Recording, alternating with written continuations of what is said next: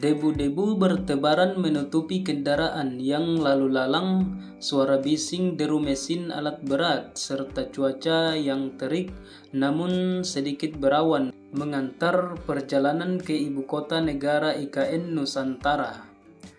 Perjalanan menuju IKN Nusantara dari kota Balikpapan memakan waktu 2 jam. Kalau ngebut waktu bisa dipersingkat 30 menit menjadi 1,5 jam. Itu kalau lancar dan sepanjang perjalanan tidak ada hambatan yang berarti. Adapun jalan dari Balikpapan menuju Panajam Pasir Utara relatif bagus. Tipikalnya berkelok-kelok serta banyak turunan dan tanjakan. Sepanjang jalan hanya hamparan hutan dan semak belukar. Jangan tanya soal rumah warga, di sana kepadatan penduduknya tidak seperti di Jawa. Jarak antara rumah satu dengan yang lain, kampung satu dengan kampung lain cukup jauh.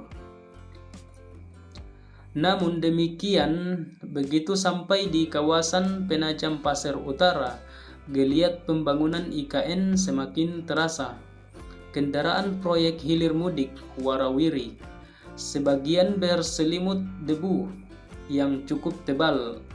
Saking ramainya kendaraan proyek, para pengguna jalan yang melintas kawasan inti pusat pemerintahan atau KIPP harus terjebak macet. Meski demikian, macetnya IKN tidak seperti Jakarta yang bisa memakan waktu berjam-jam.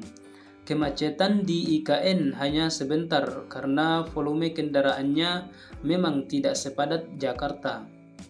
KIPP adalah sebuah kawasan eksklusif yang awalnya hanya diperuntukkan sebagai kawasan pemerintahan. Kawasan KIPP sendiri terbagi menjadi 3 zona. Zona A yang terdiri dari kawasan inti pemerintahan di mana terdapat Istana Negara dan Istana Garuda. Kemudian zona 1B yang merupakan pusat pemerintahan untuk edukasi. Di kawasan ini nantinya akan dibangun universitas berstandar internasional dan juga pusat olahraga. Sementara itu, zona 1C merupakan pusat pemerintahan di bidang kesehatan. Di sana terdapat rumah sakit, baik rumah sakit pemerintah, rumah sakit internasional, maupun perumahan. Masuk KIPP, suasana lebih tertata. Maklum, kawasan ini akan menjadi tempat perayaan hari ulang tahun yang ke-79 kemerdekaan Republik Indonesia. Ini adalah pertama kali dalam sejarah pasca reformasi. Upacara kenegaraan Hari Kemerdekaan 17 Agustus diselenggarakan di luar Istana Negara. Upacara kali ini juga menjadi momentum terakhir bagi Presiden Joko Widodo yang jabatannya segera berakhir Oktober 2024 nanti. Jokowi akan digantikan oleh suksesornya, Prabowo Subianto. Adapun di dalam KIPP, suasana sudah lebih rapi. Bangunan-bangunan mercusuar bertebaran membelah bukit dan topografi lahan di kawasan IKN. Dari kejauhan, bangunan Istana Presiden berdiri dengan kokoh, seolah angker dengan desain Garuda yang sejauh ini berwarna hitam. Netizen atau warganet yang jahil sempat menyebutnya lebih mirip kelelawar atau lowo kalong dibandingkan burung Garuda. Tentu tuduhan dari netizen tersebut membuat kalang kabut anak buah Presiden Jokowi. Para menteri Jokowi seperti Menteri Pekerjaan Umum dan Perumahan Rakyat PUPR Basuki Hadimuljono segera memberikan penjelasan soal polemik Garuda IKN mirip kelelawar.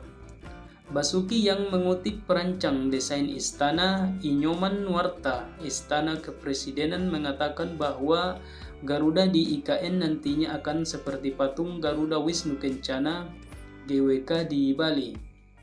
Basuki mengatakan bahwa berdasarkan penuturan desainer Istana Garuda, Nyoman Nuarta, nantinya bangunan istana presiden itu akan dilapisi cairan dan ketika terkena proses oksidasi akan berubah warnanya menjadi hijau.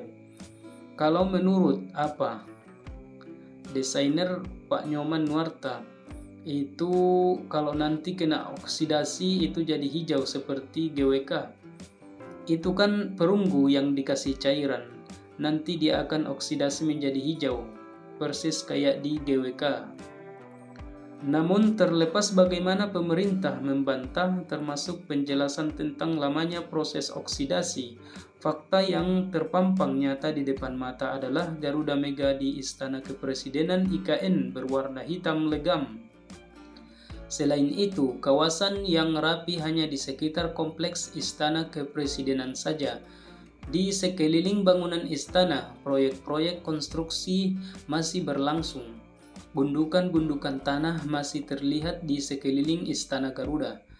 Ketua Satgas Pelaksanaan Pembangunan Infrastruktur IKN, Danis Sumadilaga, mengakui bahwa kompleks istana belum sepenuhnya rapi.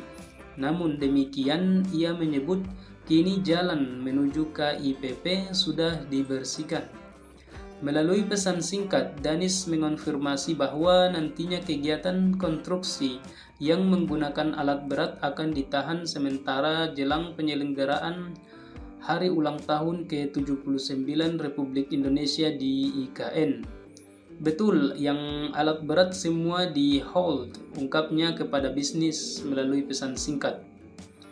Danis merupakan pejabat yang ditunjuk oleh Menteri Pekerjaan Umum dan Perumahan Rakyat atau PUPR Basuki Hadimuljono, di antaranya untuk menyusun dan atau mengintegrasikan rencana kerja, program, anggaran serta kegiatan pelaksanaan pembangunan infrastruktur IKN.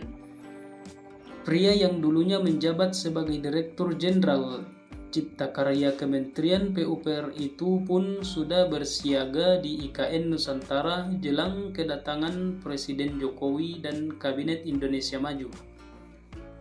Saat ditemui di kawasan Istana Negara, Danis mengatakan bahwa seluruh infrastruktur dasar di IKN sudah siap. BUMN dan pemerintah turut menyiapkan infrastruktur dasar air hingga pasokan gas.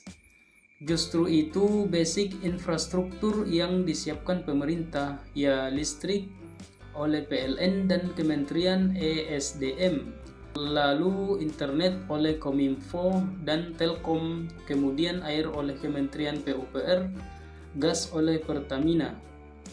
Itu harus siap untuk basic infrastruktur sesuai amanat undang-undang.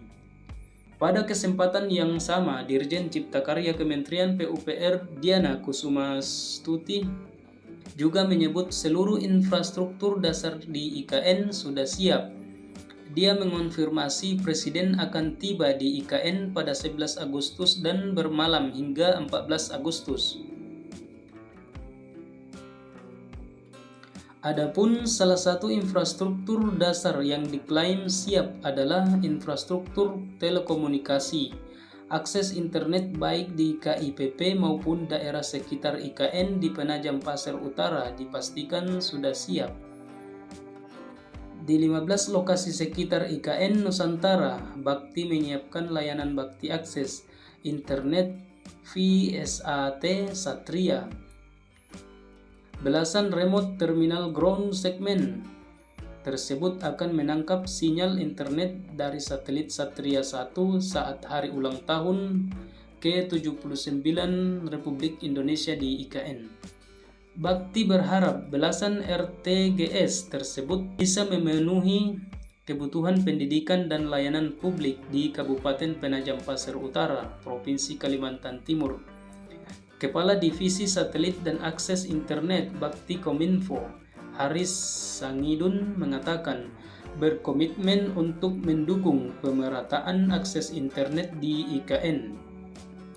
Dibutuhkan waktu 1 minggu untuk memasang belasan RTGS hingga siap digunakan.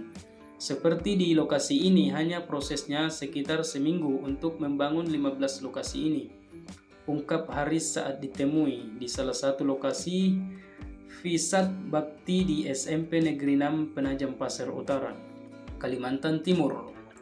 Sejalan dengan persiapan Visat, Direktur Utama Bakti Kominfo Fadila Matar juga menyebut pihaknya sudah menambahkan sebanyak 54 menara pemancar atau Base Transceiver Station atau BTS 4G di Kaltim.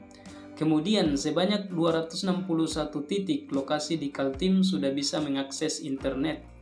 Per Agustus 2014, sejumlah akumulasi 261 lokasi akses internet dan 54 BTS 4G sudah on air di Provinsi Kaltim, katanya dalam siaran pers.